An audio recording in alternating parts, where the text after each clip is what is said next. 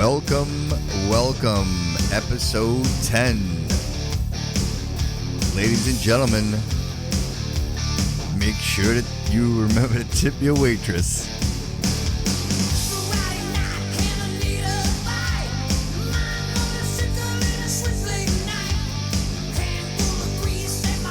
The Bobby Couto Show.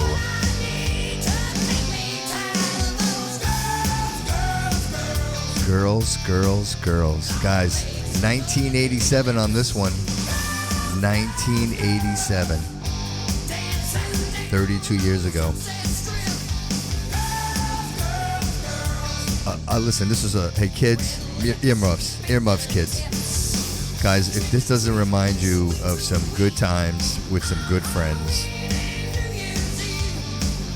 we had a tradition. If it was your birthday, you were going to the titty bar.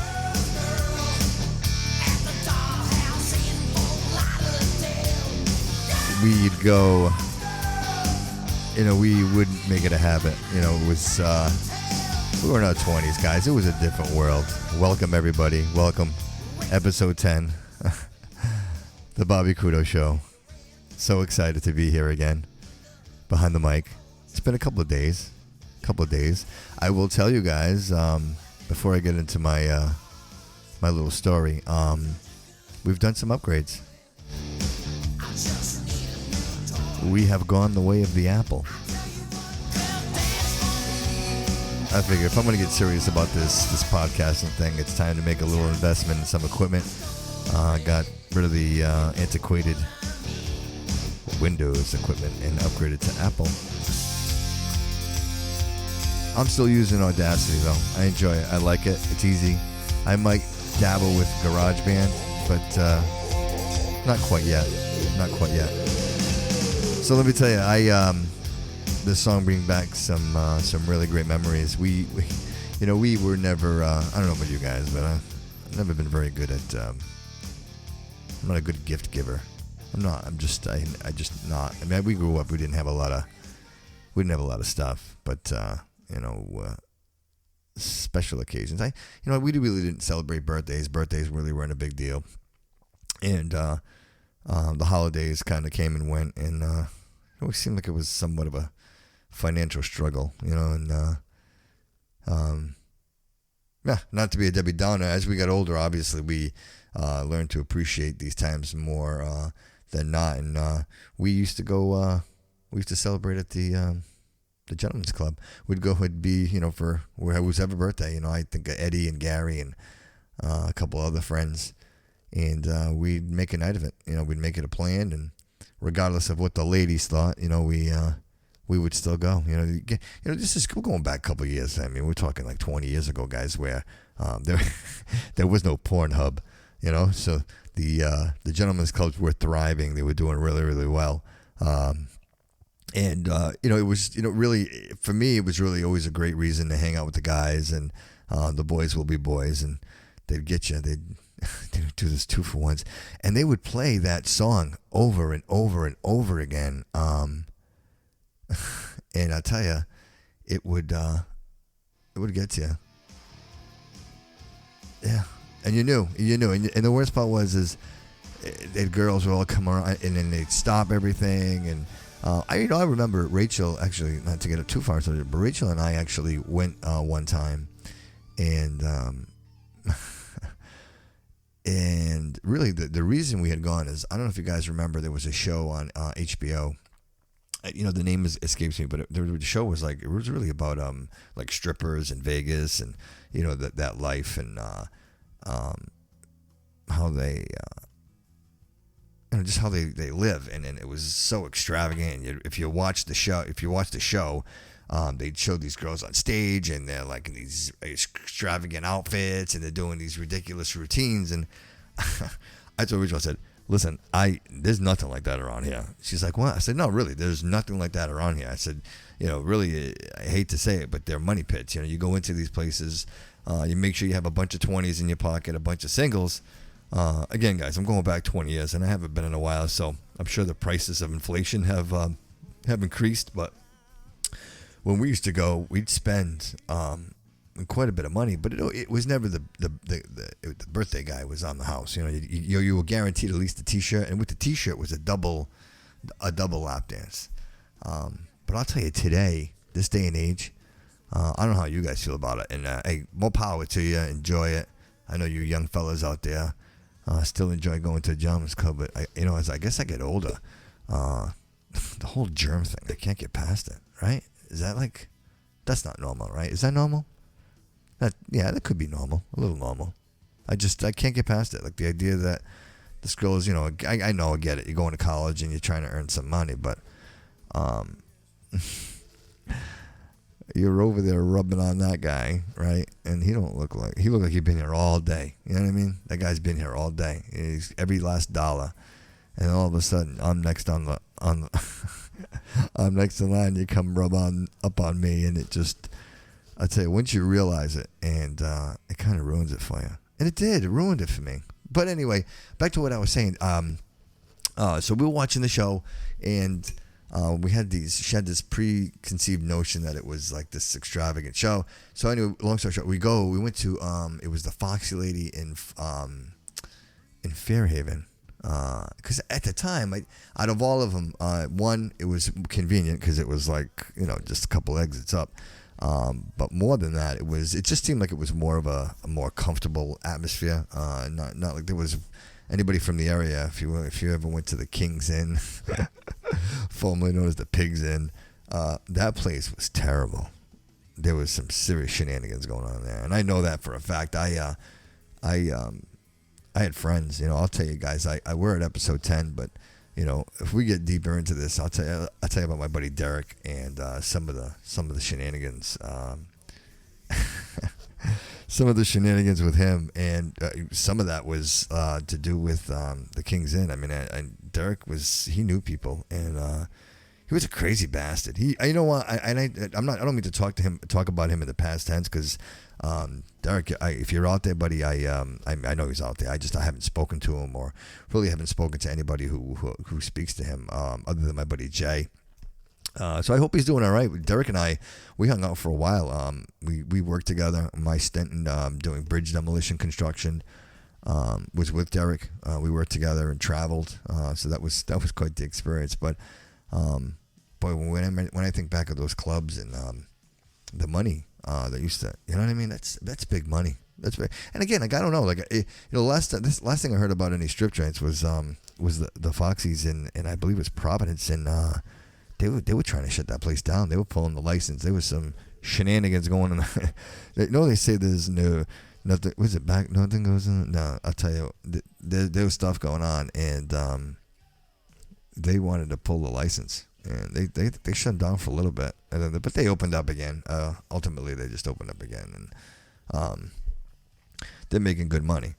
But so I take I take Rachel to this place, and as soon as we get in, of course, you pay, and I don't believe they charged her because I guess they like when you bring your old lady to the strip joint. And we got a table, we sat, we had a good time. We went with another couple. Eddie and Tanya, and they're not, again, we were young, but nobody was uptight, you know what I mean? And actually it was a cool experience to actually go to a place like that. I mean, if my wife asked me to go to a Chip and Dale show, like, I wouldn't do it. But I know it's different, right? I mean, it's so, culturally it's different anyway. I mean, it's socially anyway, where but we went, and we had fun. We had a good time. We had drinks. Of course, you get special attention, because you got your old lady in there, and the girls like girls, and it was a fun time. But if you asked her, she would tell you it was nothing like what she expected.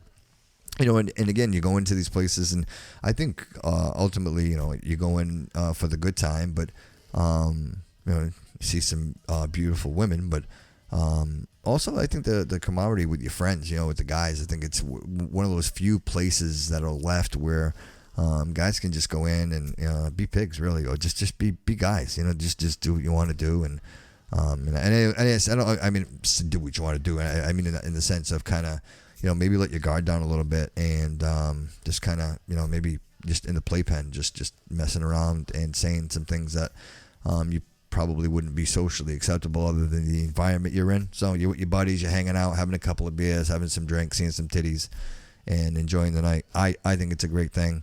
I don't think it hurts anybody. And I think that, if you asked Rachel, she would tell you that she would go again. Maybe if we were in Vegas, I'd go, like Vegas. I think it'd be fun because that's more like along the lines of, the show, and of course the women are like, they're all like 9s and 10s. You know what I mean? Yeah, you'll get like the 4s and 5s, and I apologize to any of my local stripper fans if you're out there, but I'm sure you're the exceptions. You're the 8s and 9s. But if you're out in Vegas, obviously, the creme de la creme out there, you're paying top dollar for that entertainment. So if you can make it out there, I haven't made it out to Vegas. Something that, on my bucket list for sure. I'd like to go out and check it out. I'm not a big gambler. I don't gamble well. I'm terrible at it. I've tried to gamble in the past, but I think, guys, total, like, if I was to accumulate the total amount of winnings in my life, I think I'm negative quite a bit.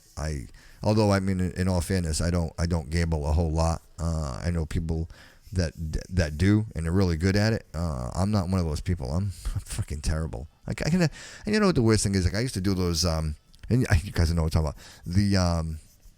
Those pick the football team cards. You know what I mean? And you pick the team, and they'd have the over and the under, and you paid $5. And I used to do it at work. Everybody, one guy would have cards, and he would collect the cards. It's a big secret, right? Big secret. And the cards are gigantic. You know what I mean? These things were like 8x10 cards. You know what I mean? You had to fill them out with they look like a voting booth document. You know what I mean? But like, everybody had them at work, but it was a big secret. Like you weren't supposed to know about it. You know what I mean? So, but I remember doing those, and I'd get close. You know what I did too? I actually did the what is that? DraftKings.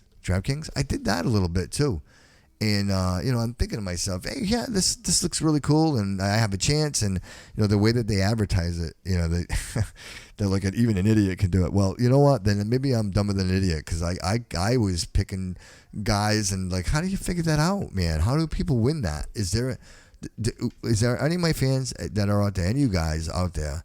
Do you draft? Is it FanDuel now? I don't even know. I'm embarrassed. I should know this stuff. This is like pop culture stuff that I should know. If you guys are winning on this, can you let me know? Is there a secret to it? Because I suck at it. Dave, I give you credit, man. Like, you got that gift. He's got the gift. He figures that stuff out. I am just terrible. When I go to the casino, I'm one of these people. I support the Native Americans. I go in with every expectation of coming home with nothing. You know what I mean? So, like, if I go to the casino, Rachel and I were to go, I'd bring like $200, like throw money. You know what I mean? And I know, right, big gambler. I would throw like $200 at it and gamble it and see. Although, you know what? The last time, I'm sitting here thinking about it, the last time we went to Mohegan Sun, spent the weekend. It was great. We had a great time. And I played. We played the slots, and I did well. I did well. I think I won like $200. I think it was. I'm gonna have to check with Rachel on that, but $200. I think that's what I won, and she stopped me, and she's like, "Stop, take the money and run." And I did. We had a great night. We had dinner. I think we went to that Bobby Flay's restaurant.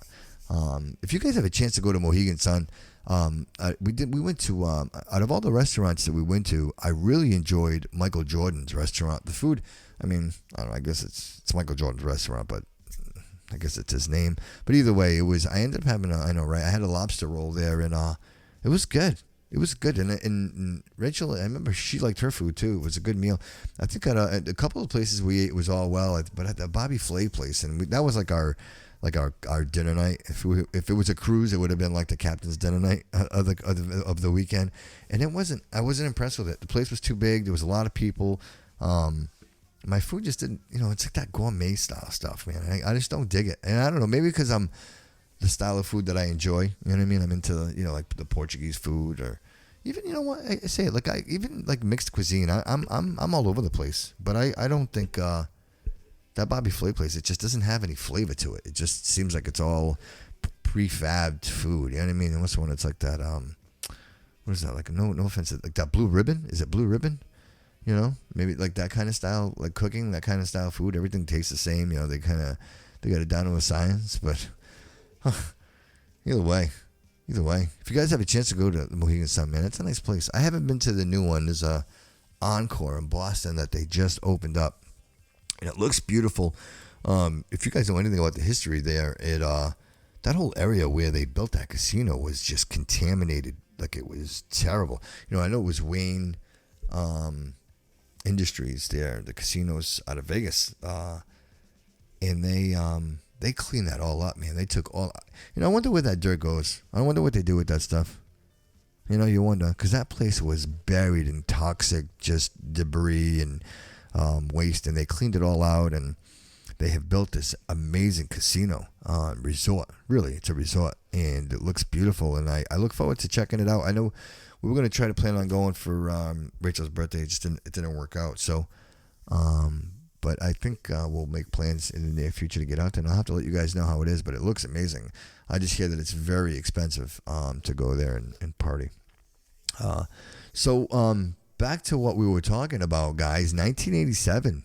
What a cool time, right? So Motley Crue, Girls, Girls, Girls. That was their fourth studio album. If you guys know anything about the band, Tommy Lee, Vince, like these guys were like pop culture gods, you know what I mean? And then the Pam Anderson thing with Tommy, that was crazy, man. They were, and then like you know what? That was like, if you guys know, you want to talk about history of the internet, like that Pam Anderson video, the Tommy Lee Pam Anderson video, that was like the birth of the internet. I think that's where anybody, if you didn't know about pornography on the internet, like you knew, and that was probably the first time you seen it. You know what I mean? Like everybody had to see it. And like Tommy Lee's hung like an elephant. You know what I mean? The guy's gigantic, and people are going crazy. I'm telling you, like it was like pop culture gods. You know what I mean? And then Vince got on. He got his TV show there. Yeah, and he had like a reality show, and like he was doing. I mean, I think now he's kind of like just. I don't know. You know what? I don't even want to talk about it. But I don't even know what the hell's up with these guys now. I know last time I saw him, like he was severely overweight. But you know that album, these guys are like ridiculous. Girls, Girls, Girls. That song, that album actually 4 times platinum status, selling over 4 million copies. And that's, you know, you're talking in 1987, so that's not even like digital. That's not like somebody easily clicking on something and buying the song for 99. What is it? $1 something now. I don't even know what. If people, do you even buy music anymore? Because I just pay for the service, so I don't even have to. I don't pay for it. I mean, I don't like buy songs individually. But so for $1, so I mean, you think about the idea that you had to get in your car, or you had to get your parents to drive you to like Tower Records or Strawberries, jeez, and you would get in there and they would do these releases, and the places were mobbed. I remember the malls, going to the malls, and anytime you ever went by like Strawberries, or they were doing a release of these albums. Just much like it is today, you know, you like Beyonce, right? She does like that overnight secret thing. Like she decides that at 2:00 in the morning she's going to drop her newest album, and then she breaks the internet once people find out, and they all start downloading it. Like this is equivalent to that. You know what I mean? These guys were, Motley Crue, Poison. These guys were gods. You know what I mean? Like what amazing lives. Like whatever, you know what I mean? Whatever they wanted. Whatever they wanted. And you know what? You got to give them credit. You could say a lot of this stuff was like fabricated. It was like studio stuff. But still, you got to give them credit. Like some of the notes these guys hit, like ridiculous. And they play the instruments like, well. It birthed, the Metallicas, like that whole like realm of music, and, that whole like that hair rock, just crazy, exploded. So guys, here we are, episode 10. I just want to say thank you to everybody. The traction again with the show is absolutely fantastic. It's amazing. I'm so grateful. I am just amazed, and I'll be honest with you guys. It took me a couple of days to get back behind the microphone, and I always want to have substance when I come on here, and I know I say that very often, but I really mean it, and I want to be careful and cautious that I'm not just coming on here and just spewing just things that don't matter. Trying to make it valid and pointful for you guys. That you feel like when you listen to the show, you're getting some kind of substance out of it. Maybe even learn something or just take something away that might inspire you. I hope that again, this realm of podcasting and just having the ability to have a voice and say things. I often think to myself and have these thoughts to myself and wish that I could express them and say them the way that I want, and just maybe just getting myself to think in a different way, not looking at things in just that analog mentality, trying to expand the way that I think. If anybody follows on Instagram, Twitter, Facebook, you'll notice the title or one of the questions for episode 10 was do you lease your life or do you own it? And when I asked that question, it dawned on me the other day. We're driving along. I'm with the wife. We're driving, and we're in her car, and we have recently purchased. I bought my truck in 2016. But either way, and hers is a 2018. But either way, almost recently, we've purchased our vehicles, and I say purchased, and I only say that because we obviously have liens on both vehicles. I with the bank, and with her with the bank, and we borrowed the money from the bank to buy the vehicle, and it dawned on me, and it said at least I was looking at leases, and to me, leases make all. If you own a business or you can justify having a lease, by all means, go for it. Like really, the basis of what I'm trying to say here really has no nothing to do with that. The point I'm trying to make is, if you apply the same logic, if I go to the dealership and I look at my options, I say to myself, I don't drive that much. So, maybe, a lease works for me. I'll put, $2,000 down, $3,000 down, $4,000 down, whatever it may be. And I lease the vehicle and I don't have to worry about anything. And, after so many, if it's a 2-year lease, if it's a 3-year lease, whatever the duration of it is. And once it's done, I go turn it in, and chances are I'm just going to get into another lease. You know what I mean? So, that's option one. Or option two is, I see the vehicle and I say, listen, I think the vehicle is worth XYZ, and I want to purchase the vehicle, and I'm willing to put down whatever down payment, $1,000, $2,000, $3,000, whatever you have towards the vehicle, and you ask the bank to loan you the rest of it, and whatever the duration of the lien, or whether it's 5 years, 6 years, 7 years, whatever you agree to negotiate, and after that time, you own the vehicle. It's yours. You don't have to return it. You can decide whether or not you want to trade it in and get what the value it is for whatever the value is for it at that time. And I look at these two options and I say, well, gee, what if you would apply that same idea to life? What if you applied that same idea to your life, the way that you live your life? What if you do? If I was to ask you that question, if I was to see you and I walked up to you in the street and I say, do you lease your life or do you own your life? What is the answer? Because the answer for me is I lease my life, and I'm going to use myself as the example, just so that you guys kind of understand where I'm trying to go with this. And every day I get up in the morning early, and I make sure that I try to get to bed at a reasonable hour, so that I can get up early and pack my lunch, get my stuff together. I get in the vehicle that I have a loan on, and I drive that to my employer, and I go to work.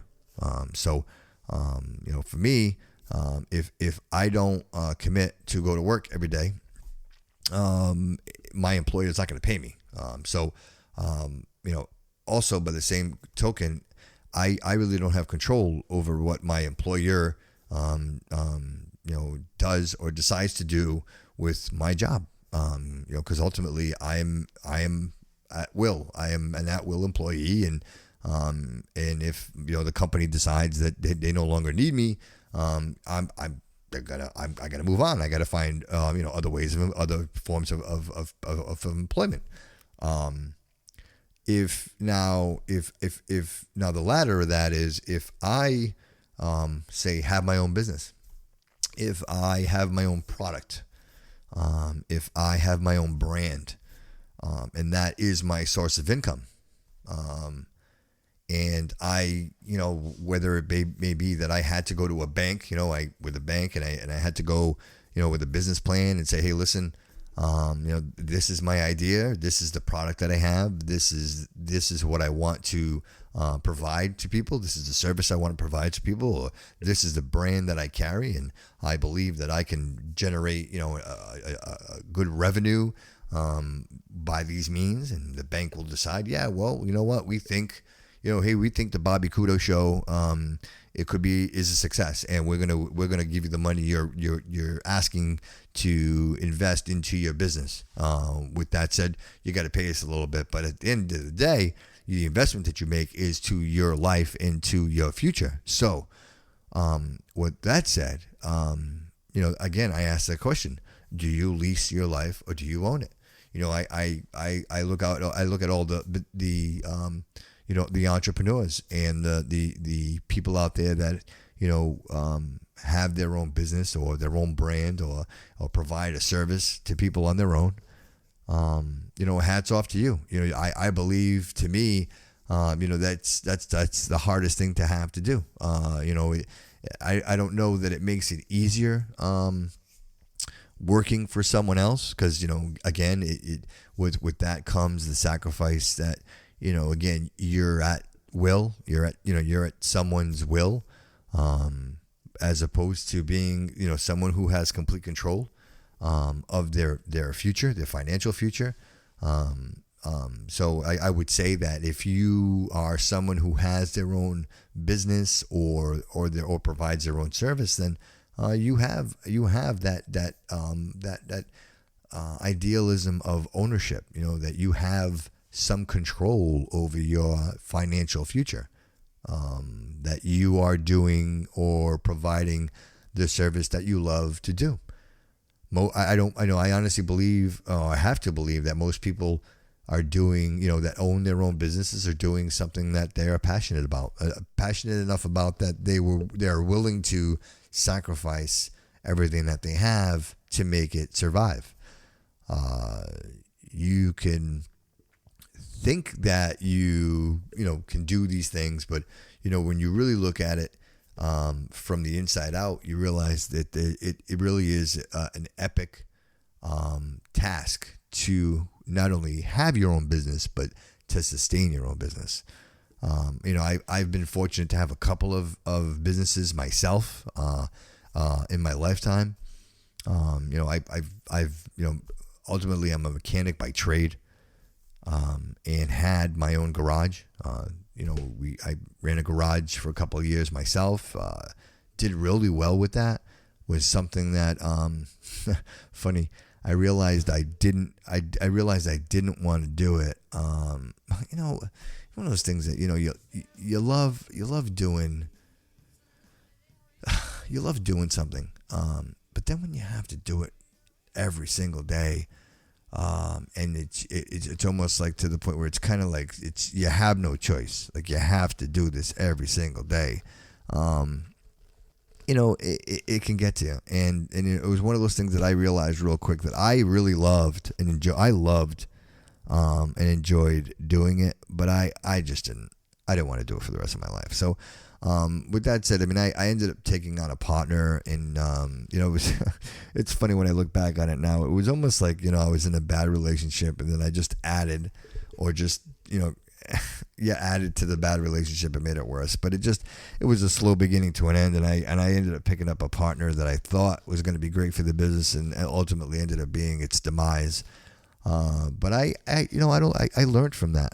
I really did. I picked up a lot of great information, and it didn't stop me. I had other businesses. I was fortunate to have a great business. That we did good. We did Monster Sports. We did, Dave and I. We did skateboards. We did Airsoft. But we would compete. What a market, it's a funny story, really. My grandmother had a property, God rest her soul, and the place was empty. So we came up with this crazy idea that we were going to open up our own paintball shop. You know what I mean? It was something that we were doing, and we enjoyed doing it. I actually have some pictures, guys, that I will definitely post for you to see that are absolutely hilarious. I mean, you'll see us back in the day. Oh, so much fun. It was so much fun. We had a good time. We did. We had fun. And, we ran that business, and, really, ultimately, we couldn't stay in business because we were getting robbed constantly. Like, it was so bad. We were on Morgan Street in Fall River, and it was so bad. My grandmother was living upstairs. We were getting phone calls almost every single night of the alarm going off. At one point, this dude threw this humongous boulder through the window. We're talking this is like Crackhead Alley. And this dude, he threw a huge rock right through the window. And I remember my buddy Jay had helped us out. We had just put a camera. Guys, now mind you, this is a couple of years ago. So surveillance equipment was very expensive. Not like today. Like now you go on Amazon, you can buy, a 1080p camera for cheap money. Back then, this stuff was expensive, and we had it hooked up to a computer. We had a digital POS, and this guy throws a rock through the window. We had it all on video. Climbs through the window, grabs everything he could, and of course he grabs the Airsoft guns. We had a replica AK-47. That thing was awesome. We had an MP5 Navy SEALs edition. That thing was awesome. I mean, we're talking some quality Airsoft guns, guys. Like this before they got all the crazy regulations. These things were legit, weight pound for pound. If you were holding this thing, I mean, today, obviously, no go, no way. Because even then, I remember, and I forgive me, nobody got hurt. Thank goodness. Today, like I said, if this was today's day and age, these kids would have been getting shot all over the place. And of course, where they live too, we're talking 5th Street, Tecumseh Street. If you know the city, then you know exactly what I'm talking about. And these kids were coming into our store, and we had a standing rule, and not that it was a law, but we had a standing rule that we would not sell an airsoft gun to a kid under 16. You had to be at least 16 years old to have one. And these things were so legit. A lot of them didn't even have the pink tip on them, the orange, the fluorescent tip. These things were legit. If you open up the box, they had the magazine.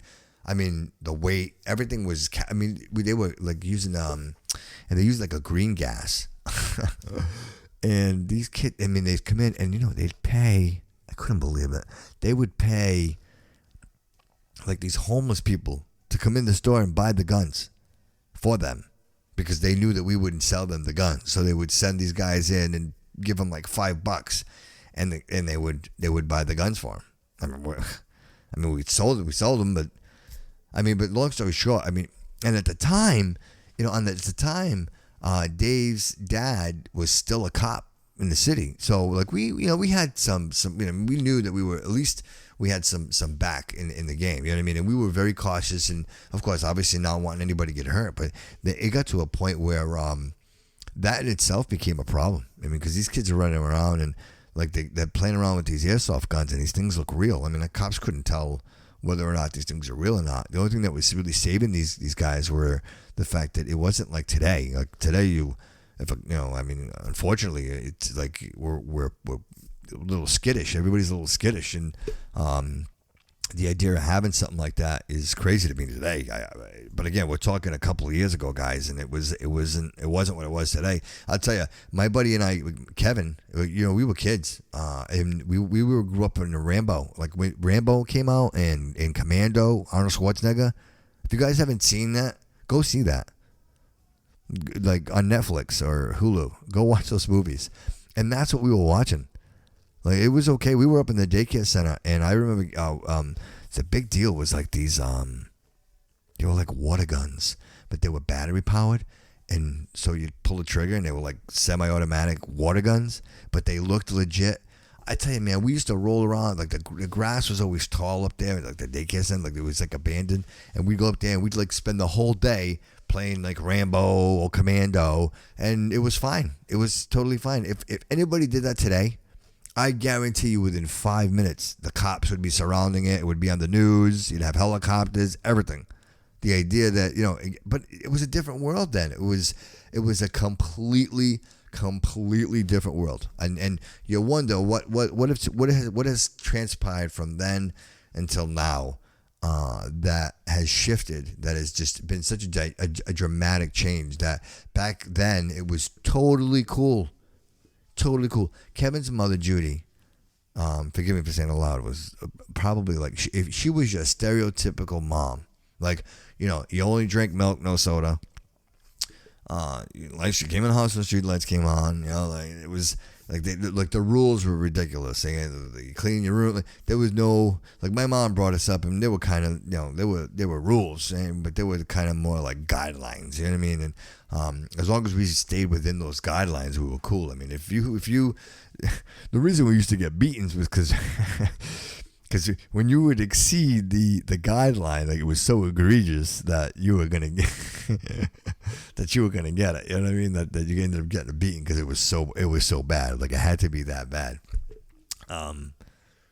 But she was she was tight, and she let him have the guns. And when I was that age, like I didn't have much, and Kevin was fortunate enough that his parents would buy him these things. So I'd hang out with him all the time. We'd have fun, and we'd run around shooting each other with water guns. You know what I mean? And it was totally cool. But today you can't do that shit, man.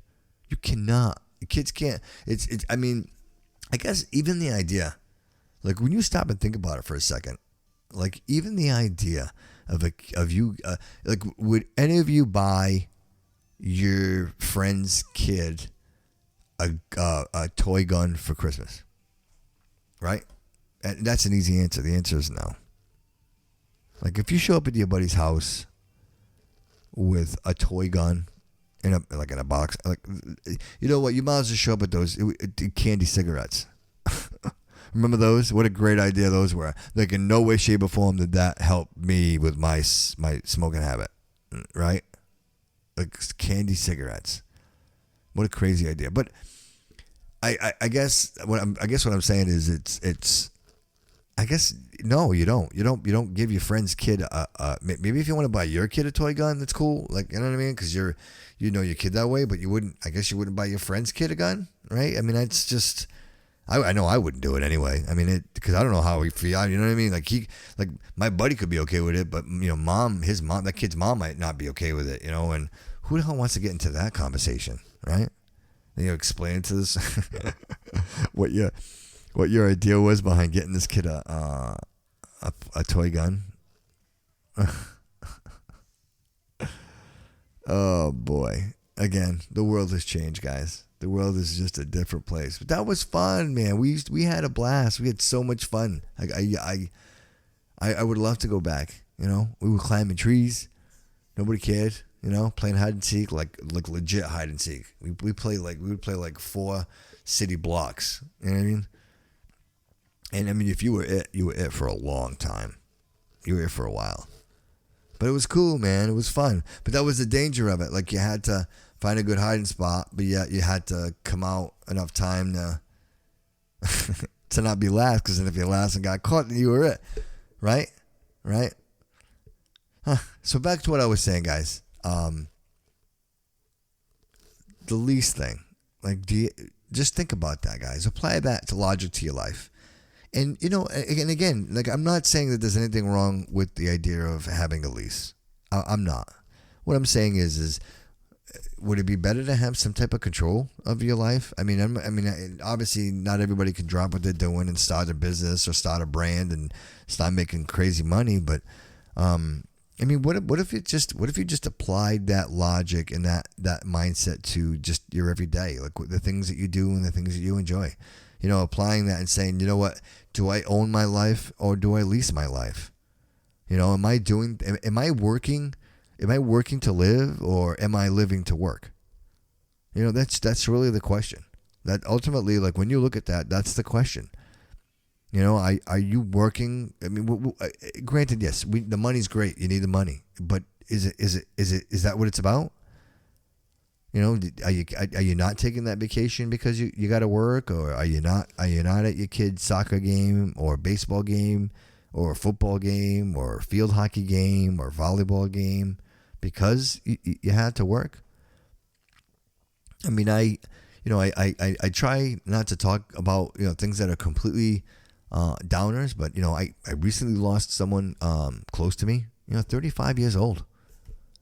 35 years old. You know, he got up that morning and you know, and he started his day, and you know, the last thing he was thinking that was going to be his last. And you know, it hit me hard, guys. It hit me hard. You know, I'm there, and you know, some experience, and you know, I've done some things in my life that I wouldn't say are irresponsible in a sense, but I would say, like, you know, sometimes we do things that are dangerous and not really thinking of the consequences of what we're doing.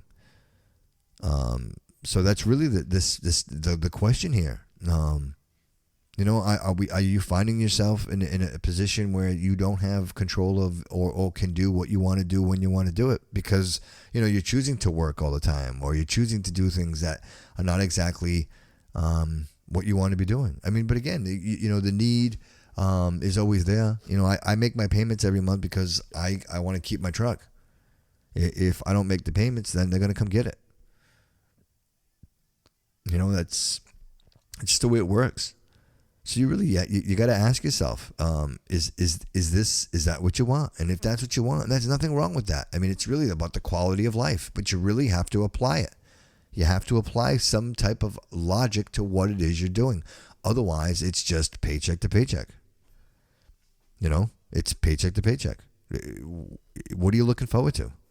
Overdraft fees? You know, almost making a payment? I mean, that's really, take a step back and look at that. Are you satisfied? You know, there's a bazillion jobs out there. You know, we ran into somebody today, and it makes me think. You know, and you know, nothing against anybody, like you know, these Boston has. I mean, if you're fortunate enough to come to Boston, you know, people will always tell you that Boston, we're very fortunate that we have probably some of the most brightest, smartest people. You know, we get the best hospitals. And some of the, you know, the best schools. I mean, granted, you know, they're really, a lot of them are you know, liberal and one-sided, but, you know, ultimately they're really fantastic schools, you know, and you got schools like, you know, BU and Boston College. But it's funny, we ran into somebody today and they were talking about their kids, and we were talking about our kids, and, you know, my son's a senior and he's graduating, and this individual's like, oh, well, you know, my kid, you know, they just get graduating from BC, you know, Boston College, and they're getting a master's, and, you know, and I'm like, you know, and she was saying it, and I'm saying to myself, you know, obviously she's proud of obviously of her kid, and she wants us to know that her kid's graduating from BC, but you know, Boston College, but at the same time, it's, you know, I'm happy for her, but, you know, ultimately it's like, okay, you know. What does that mean? And you know, nothing against you college graduates or you college students or anybody who's in college right now, but, you know, when you guys come out of college, what are you going to do?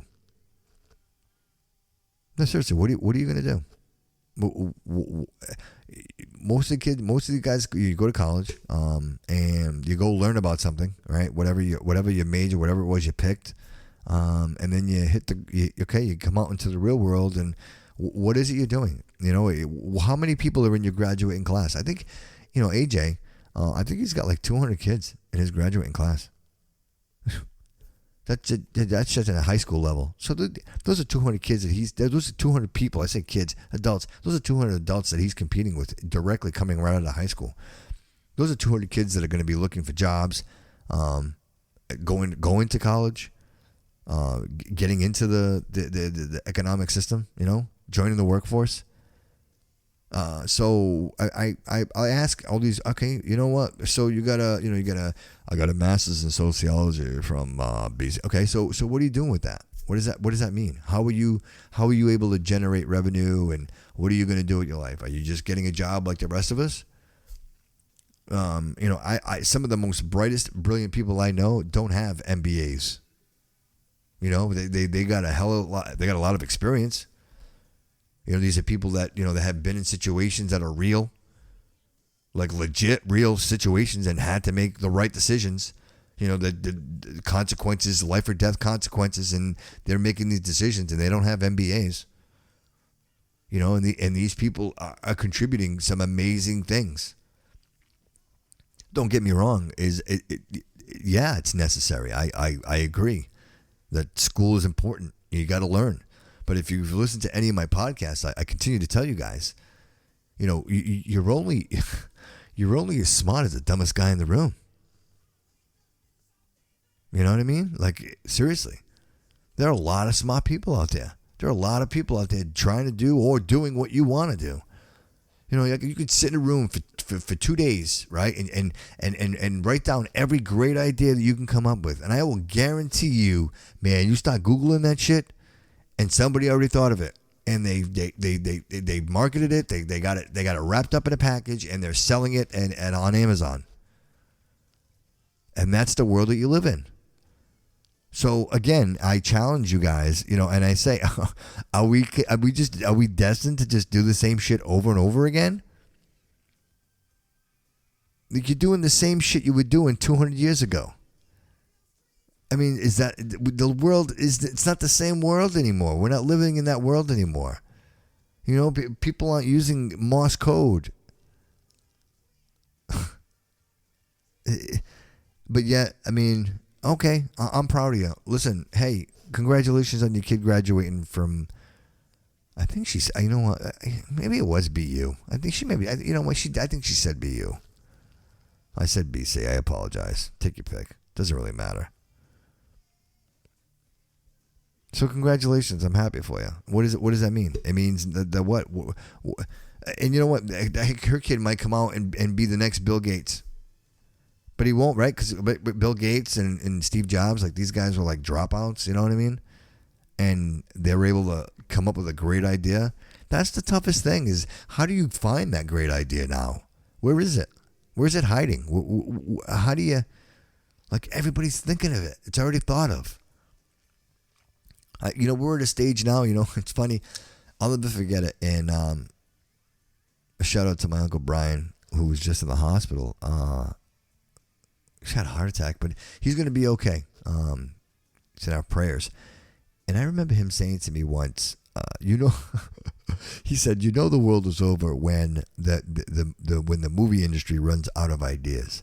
And, as crazy as that sounds, I always remember it, and it's the truth. Like, you look at the movies now, and like, everything's a remake.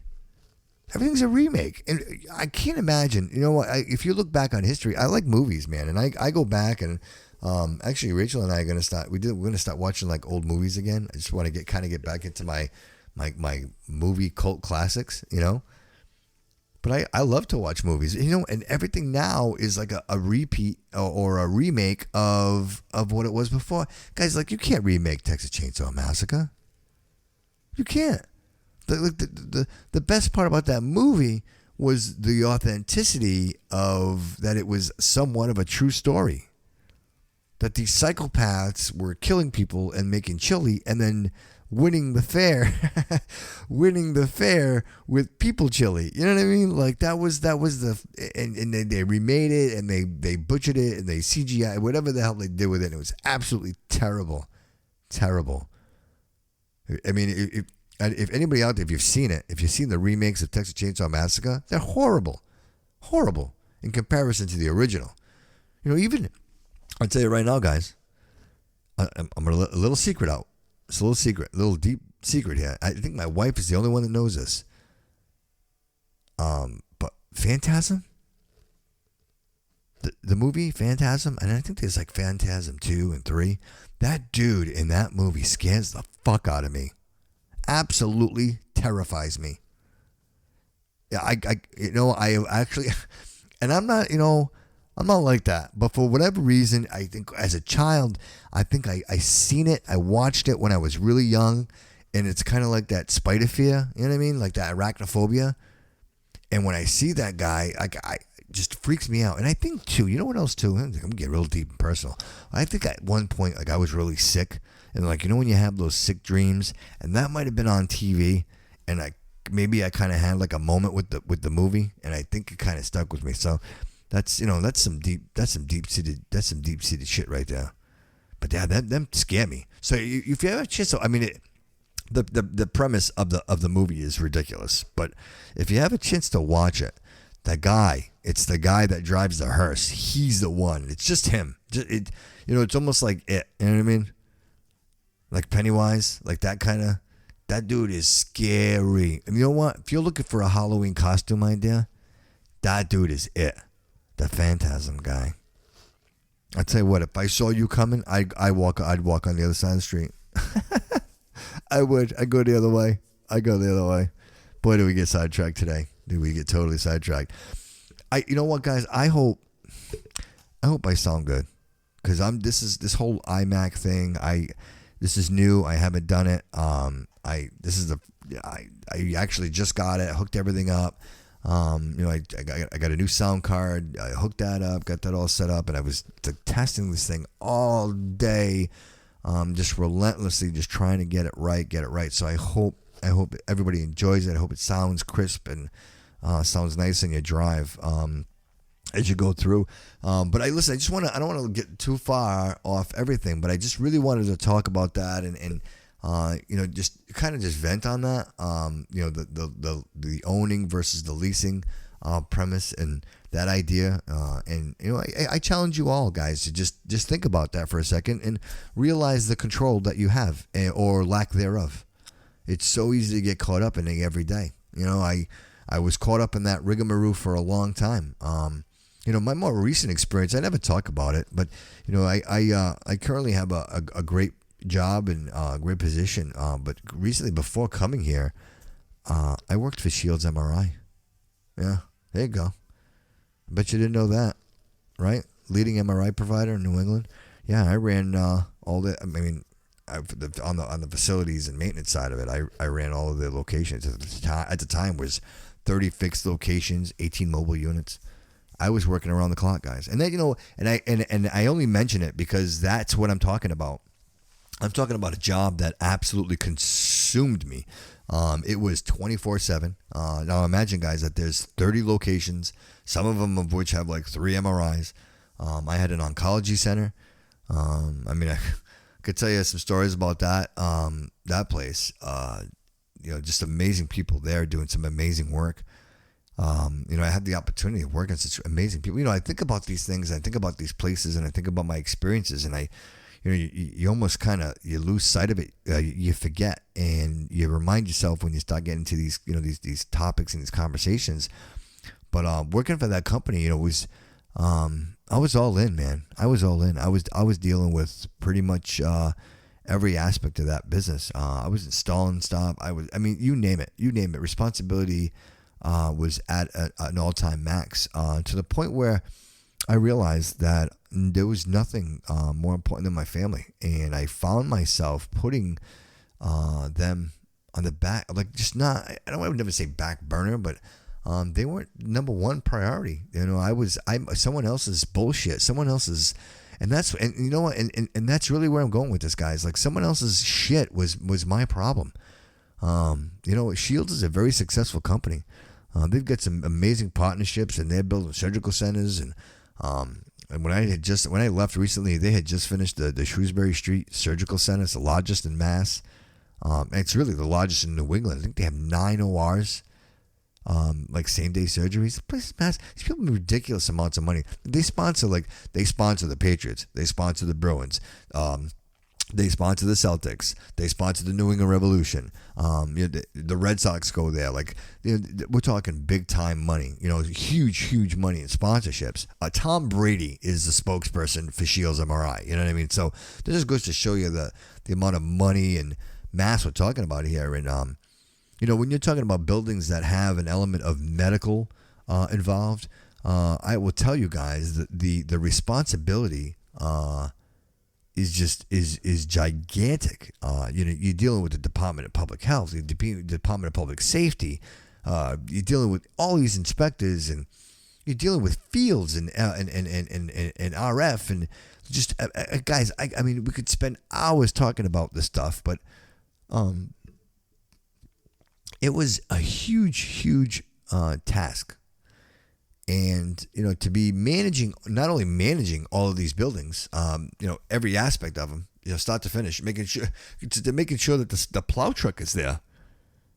Now imagine looking, I was logging in, if there was a snowstorm coming, I was logging in. And it's funny when I think about it, Comcast kind of prepared me for that because I was part of their SMART team. SMART was like storm management or asset, whatever, response team, I believe it was, alert response team, whatever it was. And it was like every time there was a snowstorm coming, bam, you had to get behind the phone. It was conference call after conference call. It's how is it over here? How is it over there? Update over here, update over there. And when I shifted into that Shields job, it was just me by myself doing this. You know what I mean? I had, I worked with other people, but ultimately it was, I was making the decision, logging in, looking at the cameras, making sure that the plow guy was there, and was he here, was he there, and then working with our partnerships in the hospitals and the UMass memorials and the UMass Lowells. Guys, I couldn't even, when I tell people about it, I feel like I'm exhausting people because it was really just almost impossible to be one individual or one person trying to manage all of this stuff. And like I said, I had a little help, but the help that I had really had no experience. These are people, the person my coordinator, she was actually my boss's nanny. You know what I mean? So you can imagine that dynamic and how that all worked out. So we did that. We managed that. I had a couple of vendors, and I would tell you guys that I was absolutely absent from my family for that duration that I was working for that company. And it came to a point when I realized very quickly, with Comcast, it was, the performance evaluations and your performance reviews. And the whole time that I worked for that company, I never received anything less than a 4 or a 5, and 5 being the max, consistently exceeds expectations, and I always strived for that. I almost even to this day, like even when I sit with my manager today, the conversation is always the same. Like to me that is so important. I give it all I got when I'm in doing what I'm doing. If I commit to you, and this is the commitment that I make to you as your employee, I give it all I got. Anybody who knows me, anybody who's worked with me in the past will tell you the same thing. I give it 150%. So when I tell you that when I was working for this company, when I was working for Shields MRI, I was giving it all I got. And unfortunately, it wasn't enough. The individual that I was reporting to, who was a Shields family member, matter of fact, he was married into the family. Really, it wasn't like his wife was the daughter, is a Shields. He was not, but so he always I got to be honest with you, out of everybody I've ever known, out of everybody I've ever worked for in my whole life, I will tell you that no one has ever been as type A as this individual. There was absolutely no gray area with this guy. I'll tell you, I ran marathons, and really my driver, it wasn't for him, or it was really my driver was just my own self-worth. I was setting these goals and these expectations, and trying to do much more than And again, I don't blame anybody. I always say I have to blame myself because I think throttle is very important in life. And sometimes, going down the highway full throttle isn't always a good thing.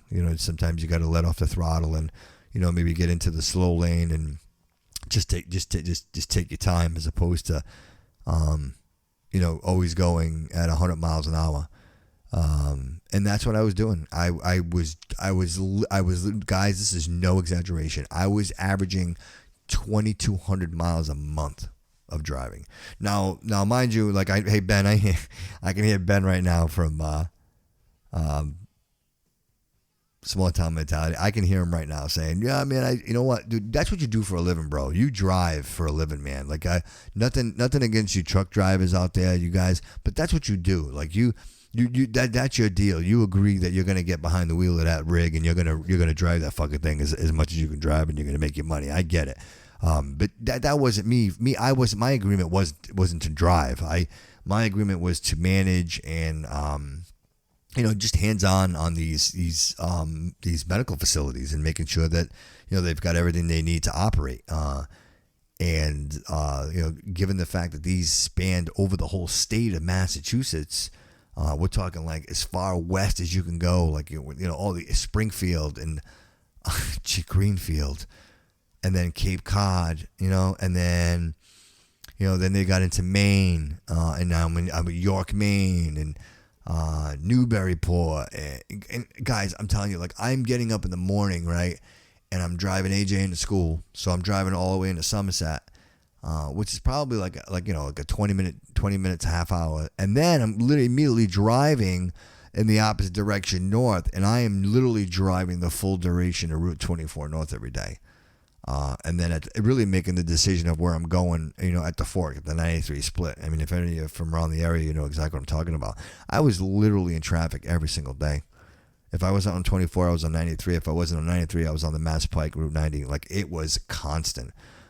Literally driving 4 hours to get somewhere, and then get there and to do 2 hours worth of work, and to get back in, and then off you go again. Sometimes just going in to meet an inspector. Driving out there, like, you're driving like 3 hours and get there just to meet a guy for 15 minutes to show him the place.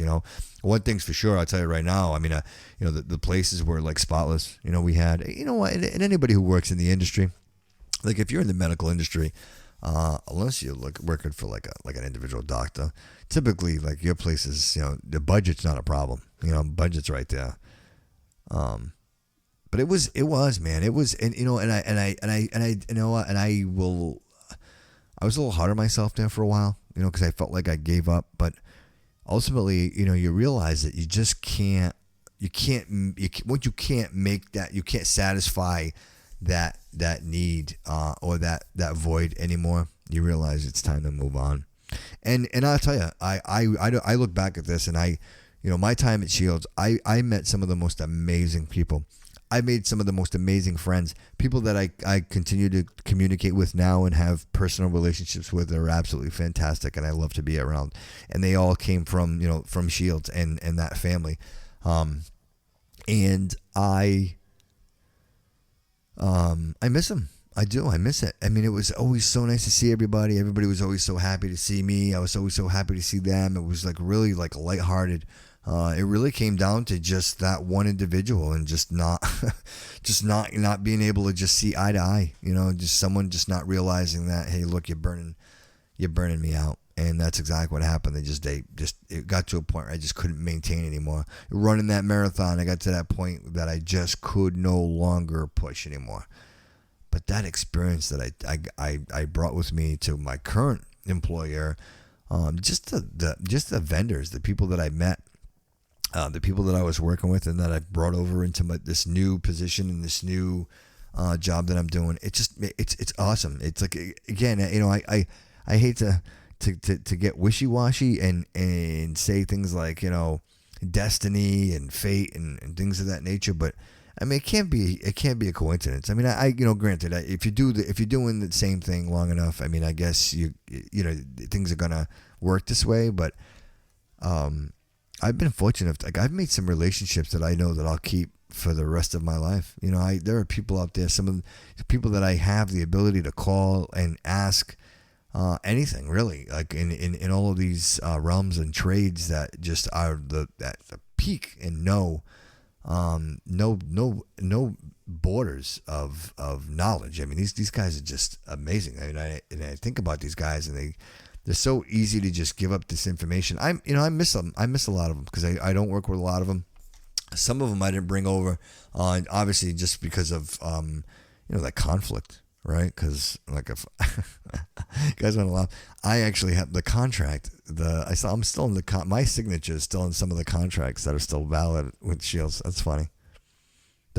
I'll have to tell you guys a story about Shields. And when I left, you know what? I'll tell you a quick story because this will be worth the hour and 6 minutes. You guys have been listening, and I try not to get too personal here, and I like family wise and stuff, because I got my brother, who I love dearly. We've had I'd say a less than like normal relationship growing up, and just whatever, for whatever reason, whatever the circumstance, whatever it may be, but for whatever reason, just a different. We're different people. But outside of that, I love him to death, and I know he loves me dearly. And we're just different people and have different lives. But with that said, he's fortunate enough. And again, as a guy who's put his time in. And he started his own cleaning business, and he's doing his cleaning business, and long before I got to Shields, he was cleaning the facility in Dartmouth. He was out there, and he had a contract, and he was cleaning that place. And mind you, the company was much smaller then. It wasn't. I think there was like 7 maybe 5 to 7 locations at that time. So he was under contract with them for a while, and and then I got in. Like I said, I got hired, and in no way, shape, or form had any affiliation with my brother. It just so happened that he happened to be cleaning one of these locations. I mean, guys, when I tell you, like, chances are, like, seriously, like, this really, like, just chances are, like, there's no way that these things are, like, planned out, like, just a kind of just, fate that I have it that way. But not to get too far, of course, he had the contract to clean the Dartmouth facility. So when I came in, right away, one of the things that they wanted to do as a company is really consolidate. So rather than have, as the company grew and started to open more and more locations, it didn't make sense to manage, like 20 cleaning contracts. Like it doesn't make any sense. So what you do is you say to yourself, we're going to get one cleaner or one cleaning company, janitorial company, and they're going to clean these multiple. They're going to employ whatever staff they need, and they're going to come in and they're going to clean these locations after hours. When we don't have patients, and they close the place at 11 o'clock, we're going to go ahead and clean the place, right? Excuse me, had a drink. So I came in, and in the process of consolidation, obviously my brother had the cleaning contract in Dartmouth, so I didn't include Dartmouth in that consolidation. So what I did is as long as I was employed there, like I managed those janitorial contracts, I kept him on for that additional time. Like even though all the other businesses were being cleaned by this one particular janitorial service, I left Dartmouth alone so that way my brother could continue to have the contract. So is that a conflict of interest? No, I don't think so. Because he wasn't. It wasn't like he was charging more than the other cleaner. Obviously pricing was right in line. And the other thing was the longevity that he was there. And my sister-in-law, him and my sister-in-law were cleaning the place, and even for security reasons, I knew that they had a relationship, and I knew that he wasn't not only like just the janitorial guy, but if I had like an emergency, like a flood or smoke or any type of emergency, like I knew he could respond. Like I could trust him to not only get into the building, have access to the building, but respond and make a good conscious decision. So it was really in my managerial best interest to keep him in place. So I did. So as long as I was there, I kept him there, and As a matter of fact, I also managed another Shields partner was at the hospital, at the St. Luke's Hospital. And I actually got him some work with the hospital, which was fantastic. So my brother was doing some cleaning for the hospital, kind of got his foot in the door there, which was great because it was convenient. It was like just like down the street. So really, again, if you're into janitorial cleaning, that, travel is like 90% of what you do. And if you can get these places as close as possible, that's really, you get your bang for your buck. So it worked out for him and he was doing it. But I guess, to the point where I'm trying to get with this is, when I decided to leave, I went in and, again, it was one of these things. It was a relationship that just kind of went real bad. And I realized when, there's a whole reason why I actually brought up, performance evaluations and, the fact that I've never received a 4 or 5. It was my review time. And so I was supposed to get my review. I think it was June. I was supposed to get my review in June. And then finally, it was October. It was right around this time of the year that he decided that he was going to give me my review. And he did. And when he gave me the review, it was hilarious because the best part is like he was like completely absent. It was never, and like his involvement was like always a phone call. Like he was never like a hands-on. And it continues not to be a hands-on guy. I don't even know if the guy could even swing a hammer if he tried with his manicured fingernails. But he, boy, I when I think about it, I get like just like I get worked up. But I went in, I gave my notice, and I gave him 2 weeks. And of course, like he was surprised, you know what I mean? So I went to HR, went through the whole process and, the exit interview. And, just given the real history here, it's unfortunate. Like even like no one there will let me actually say it. I mean, I'll say it, but no one there would actually say it. But like, nobody can stand the guy, but there's nothing they can do about it because he's family. So it's like they all kind of just got to deal with it. But unfortunately, like, I got to a point in my life where I said to myself, listen, life is way too short to be wasting myself and my talents with someone who's not going to appreciate my commitment. Because again, like I mentioned to you guys earlier, I am all in. When I give you my word, I give you my word. I'm all in. Like anybody who knows me, you know me. If I told you, if I tell you, then I mean it. Like if I didn't do it, guys, it's because it was because I forgot. I'll blame me for forgetting something. Never blame me for not doing something just because I didn't want to do it. And I sat down for my review, and this guy was he was literally, they bought a house in Florida. He was down like, some exclusive part of Florida, and he was never around. And then just finally decides to give me a review, and you could tell he kind of just pencil whipped it and half-assed it. And he's like, well, I'm going to give you the standard 3%. And listen, guys, this is nothing against anybody. And I apologize. I didn't mean to say percent, like a rating of 3. So not a 3%, but like a rating of 3 on my performance evaluation. And nothing wrong to anybody out there who's getting a 3 on your performance evaluations, because a 3 meets expectations, and that's fantastic and that's awesome. But guys, when I tell you that I was literally, my hands were literally bleeding. Like I was on the roofs of buildings. I was like, when I'm talking like floods on Christmas Eve, guys, Christmas Eve, I was in Brighton, Massachusetts at the Brighton location, up to my ankles in sewer water because the cleaner was there, they flushed rags down the toilet, and it blocked the macerator pump, and the macerator pump locked up, and it just, the place was just literally underwater on Christmas Eve.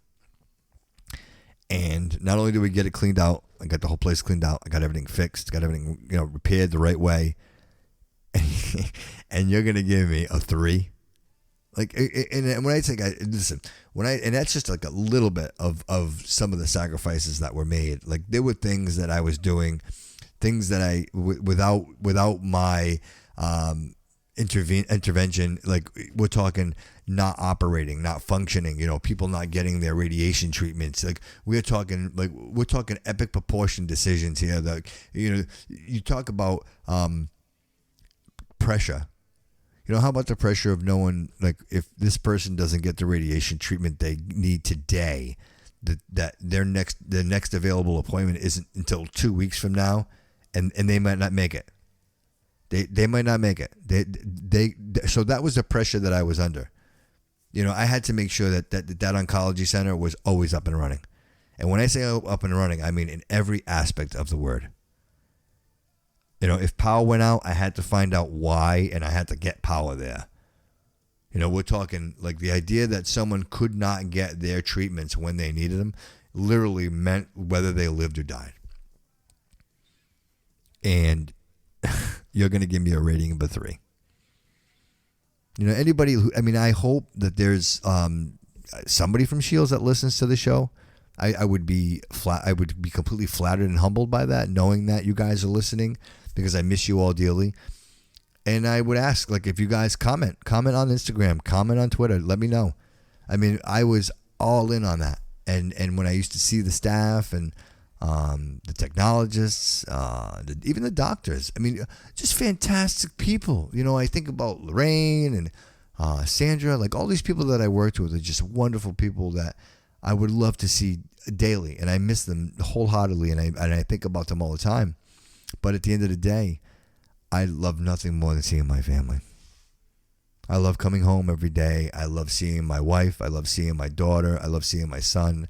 And I love seeing my granddaughter's face. And I can't imagine, ever going back to that again. Being in a situation where all I did was work, all I did was work, all I did was work. I won't do it anymore. I won't. And that's why I'm here talking to you guys. That's why I'm here. That's why this podcast exists. This podcast exists for that specific and sole reason. Is because I want to tell you, never get there, never go there.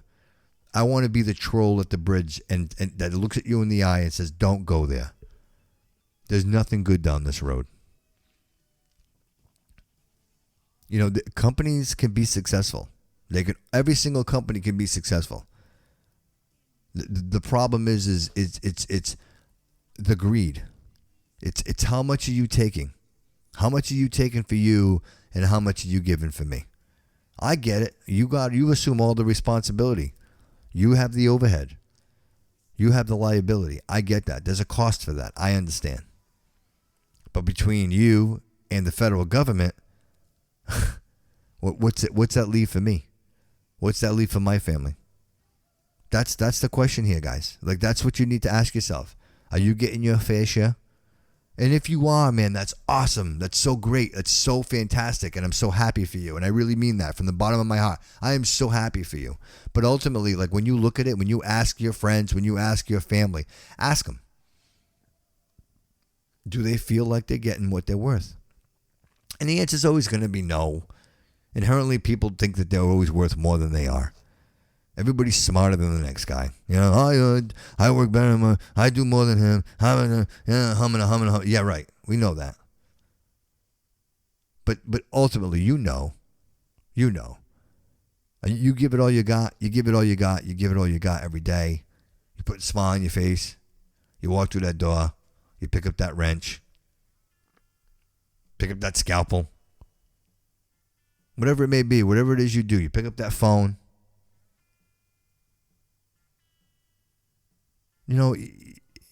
If you give it a 3, then you get the 3. But if you're giving it a 5 and you get a 3,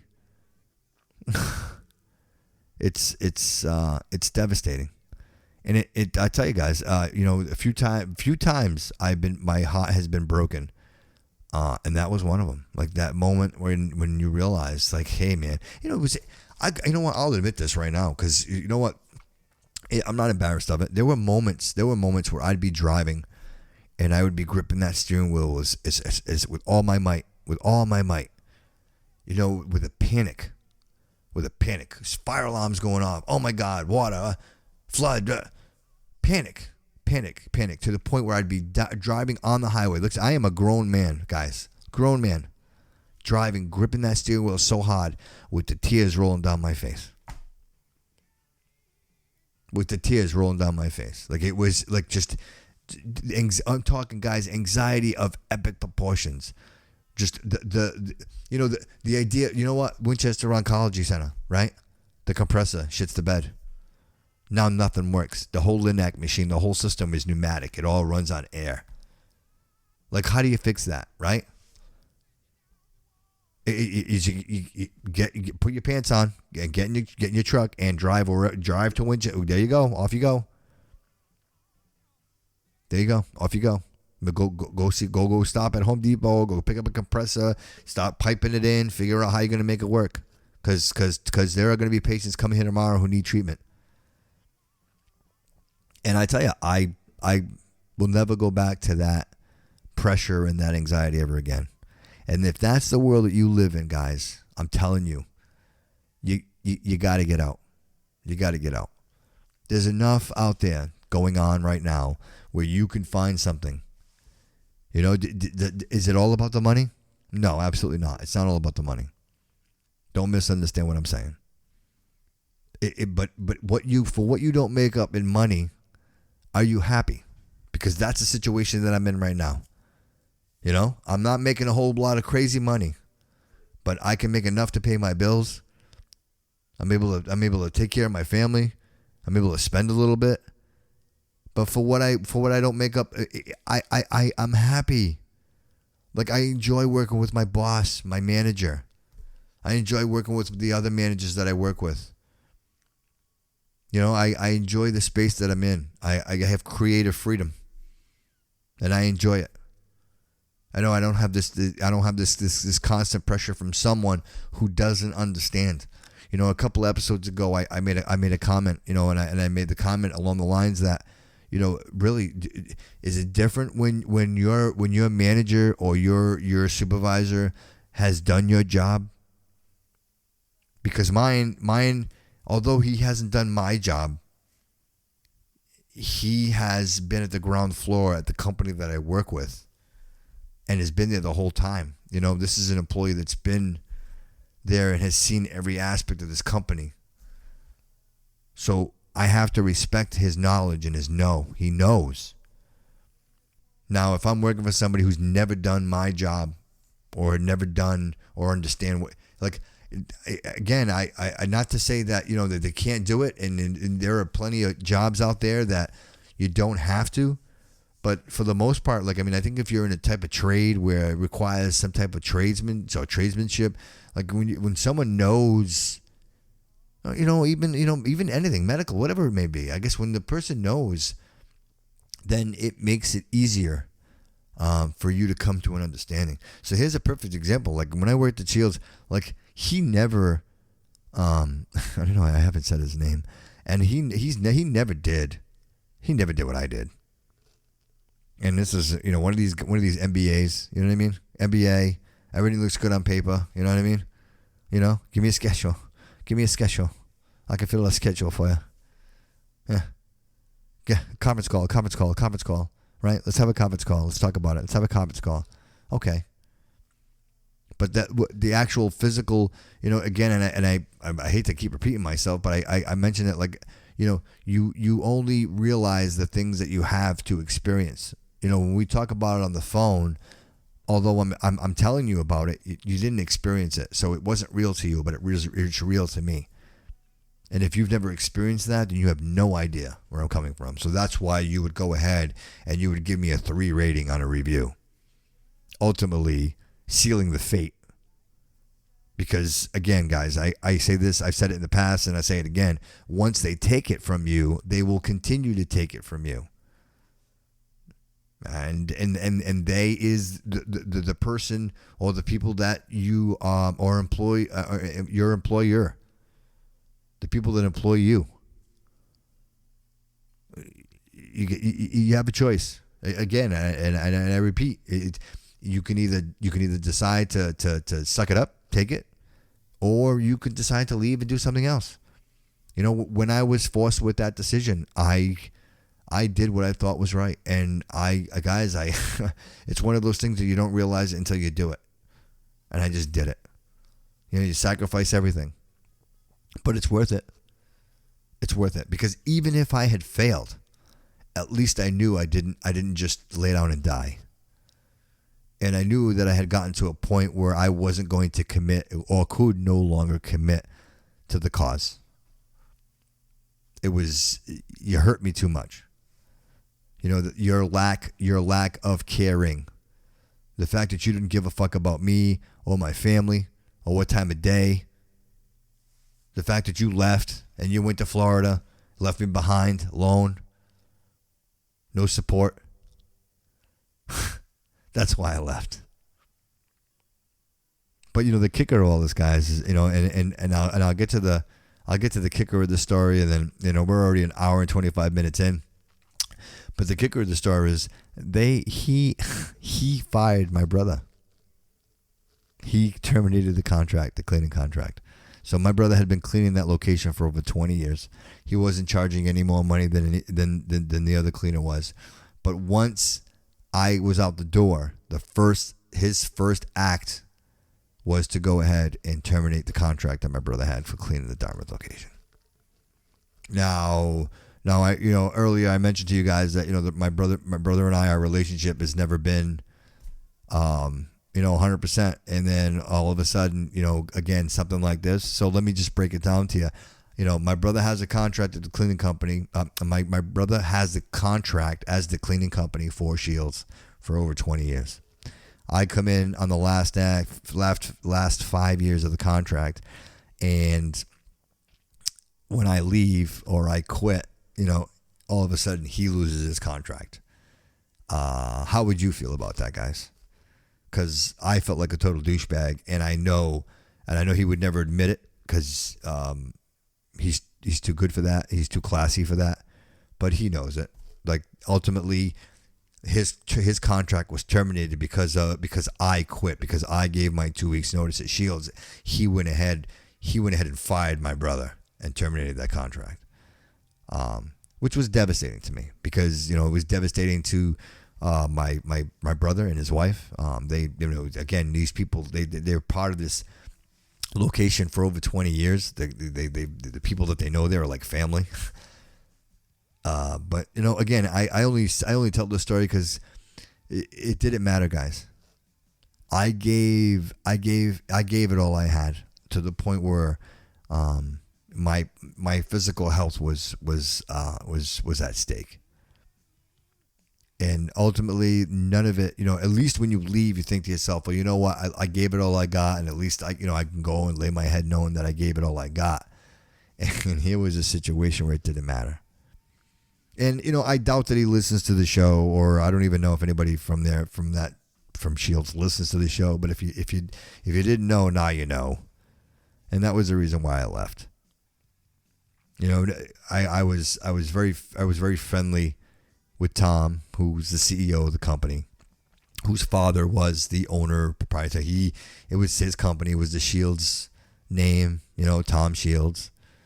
And it's funny because I look in 2017, I was awarded the Champions of Change Award. Imagine that. In 2017, guys, they awarded me the Champions of Change Award. It's one of the most prestigious awards that they hand out.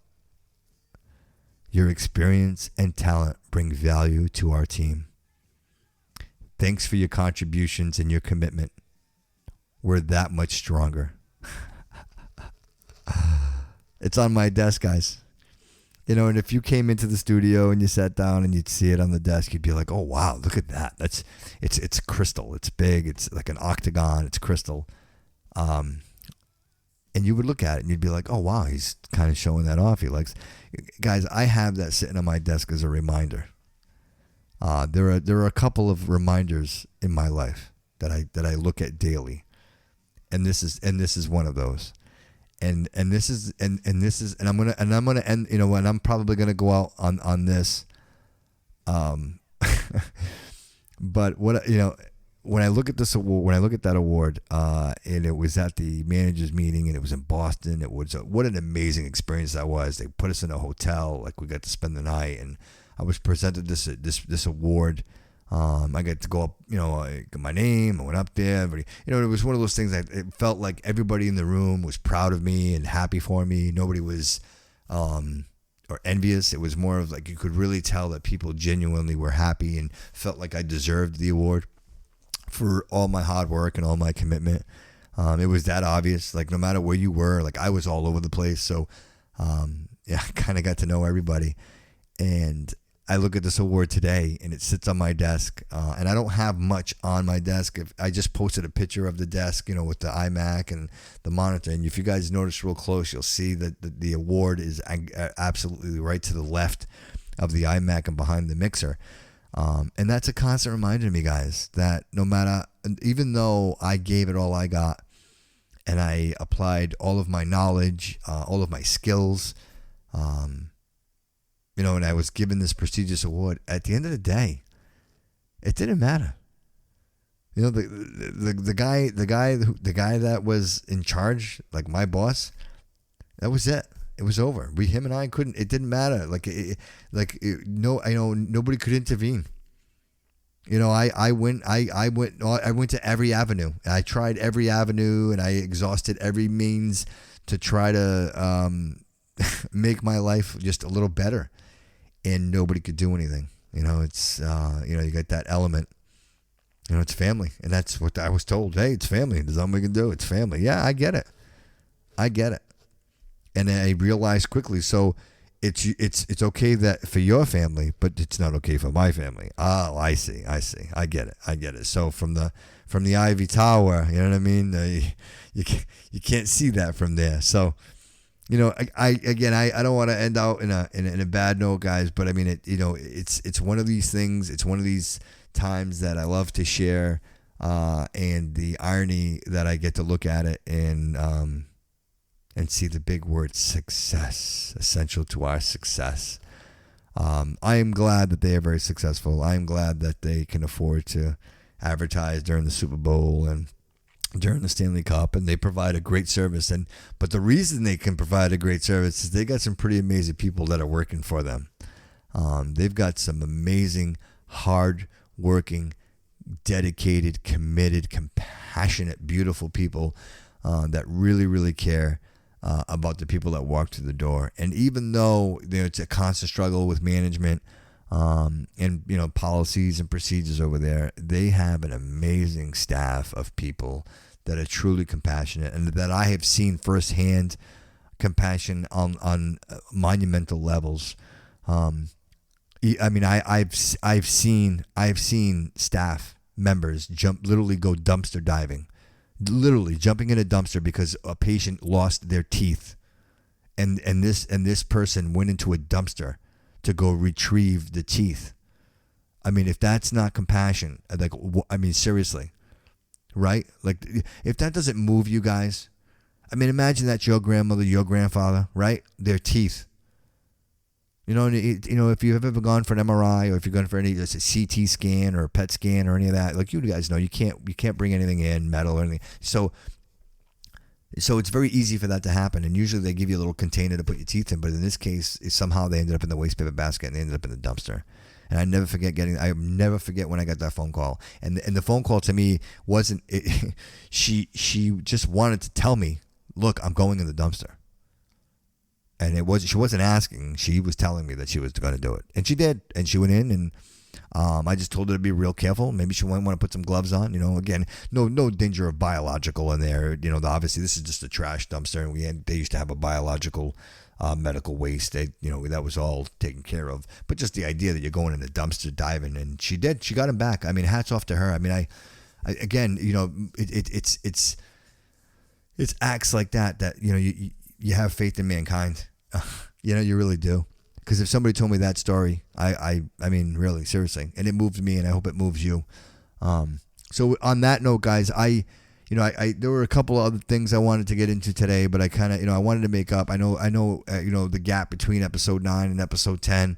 And today I just really wanted to do this. This is something I really wanted to talk about, and I really wanted to just, express how I felt about it. The whole leasing and owning idea, and what it means to you, what it means to me, how I feel about it.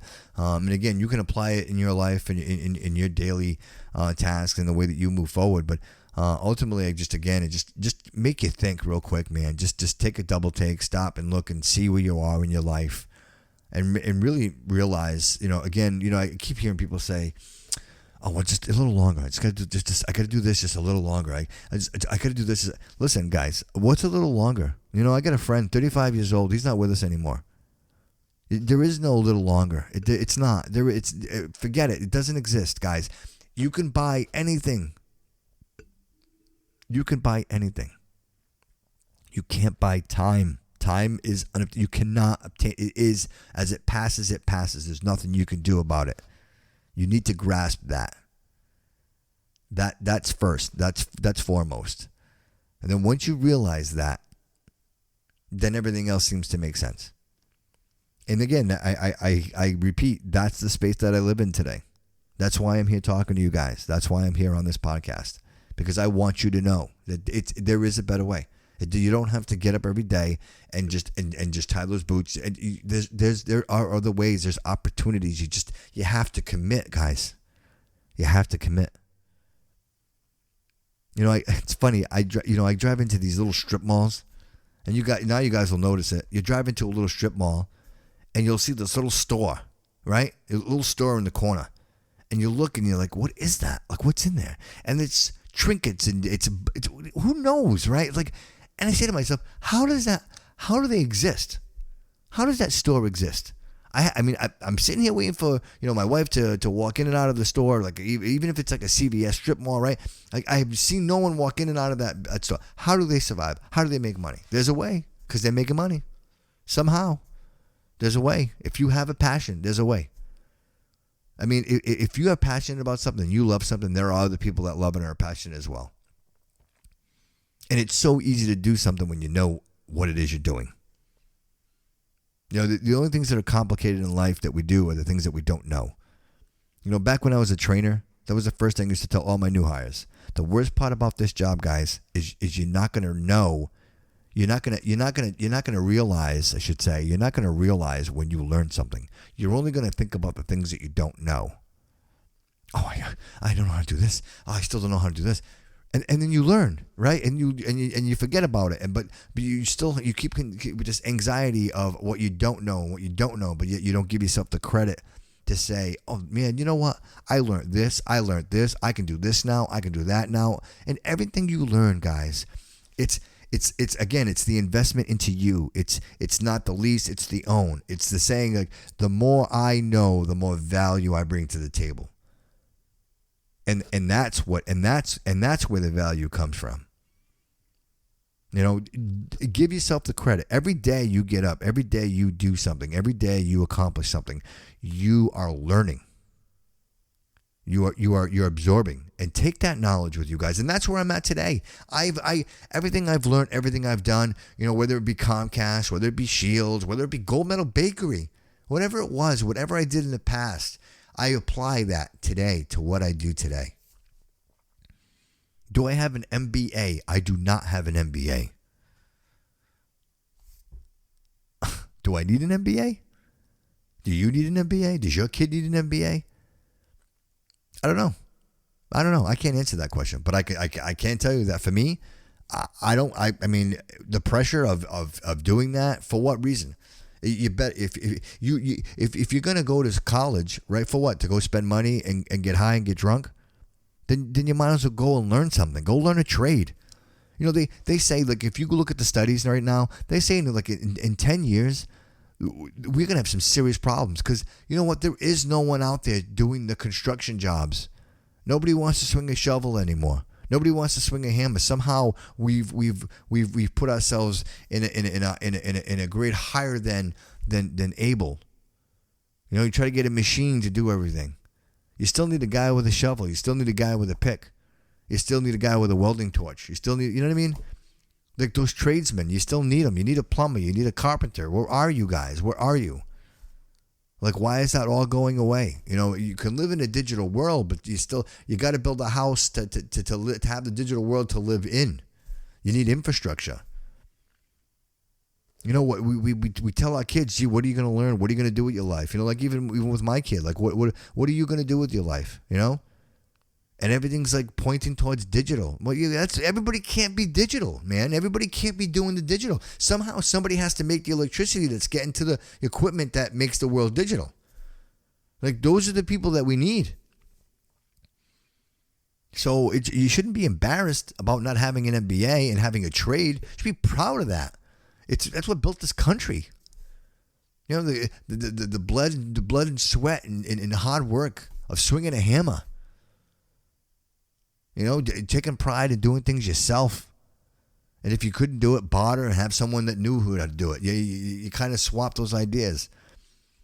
And that's what I say. Let's get back to that, man.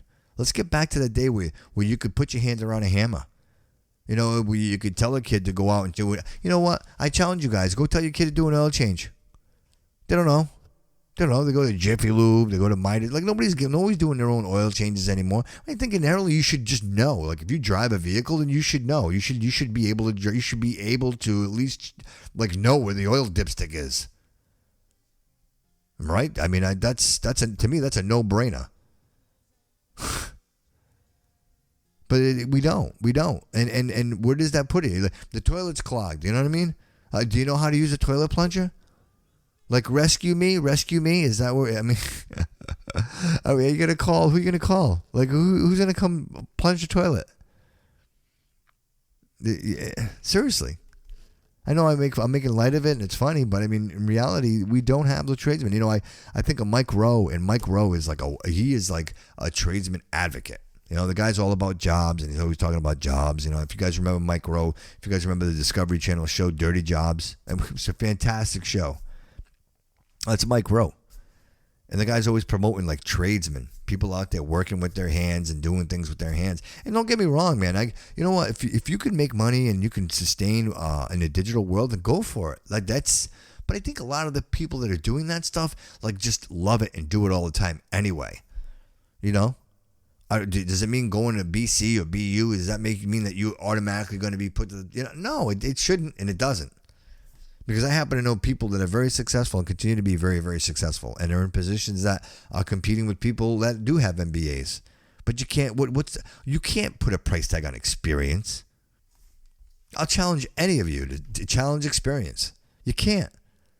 You can't, especially when it's human element. You can't. The experience is paramount. It's priceless. It is priceless. I'll use the word. It's priceless. So, I mean, I tell you guys, tell your kids, your sons, your daughters, your brother-in-laws, your son-in-laws, your cousins, like, just swing a hammer. Get a trade. There's nothing wrong with that. Let's get back to what we know. Let's just do what we knew. Let's do what we know how to do. It's what built this country. You know, I'm fortunate enough to work with some wonderful people. And that's what they do. They work with their hands. And I know most of the people that I know work with their hands. But if you're going to work, whether it be your hands, whether it be your brain, whether it be your feet, your hand, whatever it is you're using, whatever you do, you as long as you're doing what you love. And at the risk of sounding cliche, that's really what it comes down to. Are you doing what you love? And if you're not doing what you love, are you doing something that allows you to do what you love? Like, it has to be one or the other. If it's missing on either end, then you really got to make a change. Life's too short, guys. Life's way too short. But, you know, I feel like I ranted this time, guys. I feel like episode 10 was a little rant. You know, I had a couple of different ideas and a couple of other topics I wanted to talk about. I mean, we're an hour and 44 minutes in, and I really have to just kind of at least come to an end here. And before I go, I wanted to just shout out to everybody over at Drama City Productions. Again, the support over there is absolutely fantastic. Po Boys Podcast, Jesse. You know, these are just fantastic people that I have been fortunate enough to, become acquainted with in this podcast realm. And I just wanted to just kind of say thank you. I know I always, Delvin Cox, thank you, everybody. Like, I just want to thank everybody for the support. There's a small fish in a gigantic pond, and all the help I get from them. I just want a quick shout out to all the fans out there. I really appreciate the support. I mean, we're exploding. It's huge. You know, I'll be honest with you guys. little nervous. I know I said it earlier. I'm just nervous. It's a lot of people. I got to get past. When I first sat down behind the microphone, nobody was listening, so there was really no pressure. It's kind of getting behind the mic and just letting it all out. And today I was a little apprehensive, kind of coming in. The show's kind of got traction. There's a lot of listens. I know a lot of people are listening, so I just again, I'm a little nervy, and I hope that the show is as good as I feel like it went. I feel real happy with the content we talked about today. I feel like I got a little bit off my chest. Just want again, another idea that I want to, if I can make the world a better place, one person at a time. If there's just, out of everybody who listens to the show, if there's just that one person out there that takes this advice and changes their life, then that's legacy for me. That's, and if you learned anything about me up until episode 10, that's what it's all about for me. It's legacy, and I hope that I'm reaching you. I hope I'm reaching you well. I'm reaching you healthy. And I look forward to getting back behind the microphone again. I am in the process of working on a couple of guests. I know that I've promised you guys some guests a couple of times, but you don't realize how difficult it is to kind of book these things. And people are real busy right now. People are really busy. It's tough to get them in one place and have them sit down to talk for about an hour. But I'm working on that right now. I know we got some traction in some other directions. I know with guys over at Comcast. I know you guys are listening over there, and a big shout out to all of you. I hope that I am helping or inspiring some of you or all of you, whichever side you're on. Again, I'm only telling you guys the truth. I'm not trying to shade an opinion in any way. But I repeat, if you ask me, I will tell you. I have an opinion, but my opinion isn't always my driving factor. I will answer honestly, whatever it may be. So I encourage you guys to, hit me up on Twitter. Hit me up on Instagram. We're on Facebook. And, of course, the email, thebobbycoutoshow@gmail.com. I always invite everybody to kind of please contribute, get involved. I'd love to add some of the content that you guys want to bring to the table and share that with you and share that with everyone. Guys, when I look at the stats and where people are listening, I mean, literally all over the world, the voice is traveling. The Bobby Couto Show is traveling. People are listening. People are getting the message. And I am just so happy and proud of what we've created, what I've got going here. So with that said, guys, I want to say thank you to all of you. I know I say it often and I say it a lot, but I really truly mean it. I am humbled by this experience. I don't want to stop. I want to continue to do this. I only struggle now. I only struggle with the time to do the show, to sit down in front of behind the mic and to give you the content that I feel you deserve. I refuse to sit here and just kind of throw stuff at you. It's got to be fruitful. I had a busy weekend. I had a wedding. We went to on Friday. That was a really great time. Of course, with family, we had so much fun. And then again, I had some friends. You guys, I mentioned in the last episode, Rachel and I, we're having an anniversary, which is tomorrow. So it's been a lot going on, a lot of real busy stuff. So I apologize for the delay in between the shows. And I always say that I like to get something out before like Friday, at least if I drop like Thursday into Friday, Saturday, which is like where I'd like to be. I know like a lot of people like listen on the Sunday and the Monday. And I'm really going to commit to getting on that schedule and delivering a show then. So with that said, guys, again, we're an hour and 49 minutes in. It's a whole lot of show. I hope it holds you over for the week until we get to the next episode 11. And who knows? We could have a guest. We could have somebody in here. Like right? Why not? It's a cool episode. I like this episode. 1987, Motley Crue, Girls, Girls, Girls. Thinking about those times at the nudie bar. Hats off to you guys. All you college girls, be working for your MBAs. I am proud of you. You keep it up. Keep it up.